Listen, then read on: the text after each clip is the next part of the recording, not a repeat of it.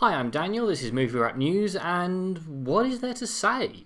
After the deluge of news last week, this week has been incredibly dull. I mean, do you really want to know that Black Panther is the most tweeted about movie ever? Or that in just a few short days, Avengers Infinity War has broken records in advance ticket sales?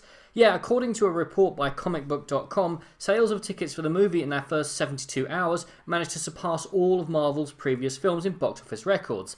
I mean, it's 257.6% ahead of Black Panther, 715.5% ahead of Captain America Civil War, and 1,106.5% ahead of Avengers Age of Ultron at the 72-hour mark. Should I tell you that a man has died after his head became wedged under the electronic footrest of a cinema seat whilst he was attempting to retrieve his phone, thus proving that the best place for your phone is deep in your pocket at all times during a screening? Do you need to know that Pam Dowber has claimed that Robin Williams groped and flashed her on the set of Mork and Mindy, but that she took no offence at the star's lewd antics?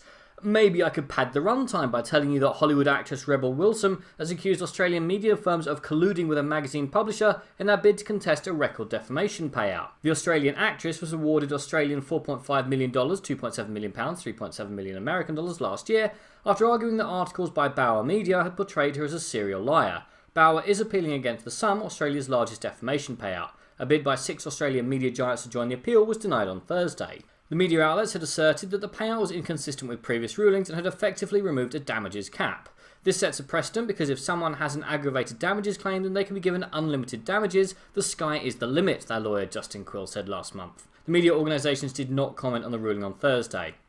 In court last year, Wilson argued that 8 articles published by Bauer magazines in 2015 had portrayed her as a serial liar and that this resulted in her being sacked from 2 feature films. A jury sided with the actress, who was vowed to give the money to charity. Bauer said the articles were not defamatory. Its separate appeal is due to be heard in court next month. Have I done enough to get paid yet? No? Okay, let's keep looking. Indiana Jones and the Curse of the Lost Zimmer Frame is due to start filming in April 2019, starring Harrison Ford, and being directed by film god Steven Spielberg. Literally, since he's been thanked more times at the Academy Awards than the big man himself. That's news, right? Well, also, Footloose is about to enter the US National Recording Registry, which preserves records of great cultural significance. Kenny Loggins' classic is one of 25 recordings selected for recognition this year, alongside Chic's Le Freak and Fleetwood Mac's Rumours album. Footloose, taken from the movie of the same name, was a global smash in 1984. Now, the National Recording Registry, which is held by the Library of Congress, now comprises 500 titles. Recordings must be at least 10 years old before they become eligible for the registry, and the choices are not limited to music. A Groucho Marx concert is amongst this year's editions, and anything from a single song to an entire album is considered, as long as it is culturally, historically, or aesthetically important.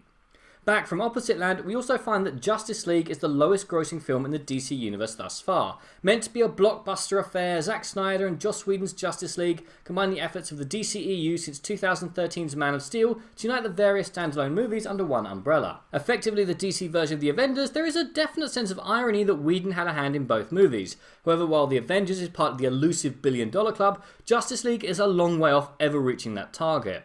According to Box Office Mojo, Justice League is the lowest grossing DCEU movie after just wrapping its box office run in the US. Admittedly, there are only 5 movies in the franchise so far, but considering that the fledgling Man of Steel netted $291 million, Justice League's $229 million total is a disappointment. On the other end of the spectrum, 2017's Wonder Woman is still leading the way with $412.5 million, and even the derided Batman v Superman Dawn of Migraines sits in second place with $330 million.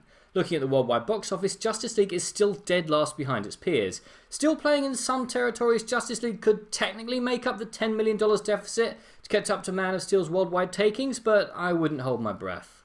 Anything else? Well, Disney's aim of making live-action versions of all the stories it has previously animated continues! The studio had previously announced that Lady and the Tramp was in development, albeit buried in a general statement about future plans for the streaming service it is launching. The movie took a step closer to reality this week as the Lego Ninjago movie director Charlie Bean scored the job of making it. Released in 1955, Lady and the Tramp has long since become a classic Disney cartoon, telling the story of a well-heeled American Cocker Spaniel called Lady who meets a street-smart mongrel called the Tramp and, well, sparks fly. Now, how the new film will portray the dogs remains to be seen. All CG animals? Probably, given the move towards that and away from trained critters with animated faces. Andrew Bulowski wrote the script, and at this early stage there's no word on a release date. And that's it for this week. I hope you've enjoyed the show, and I'll see you next week. Until then, I'm Daniel, and this has been Movie Wrap News.